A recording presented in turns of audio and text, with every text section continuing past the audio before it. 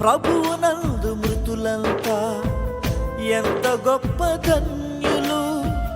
దేవునికై మరణిస్తే ఆహ్వాన దూతలు స్వాగతాలు పలుకుతూ ముందర పరిశుద్ధ పెద్దలు తీసుకొని వెళ్ళినారా పరదైసుకు దూతలు. భూలోక యాత్రను ముగించావా, విశ్రాంతి పొందుటకు వెళ్ళావా.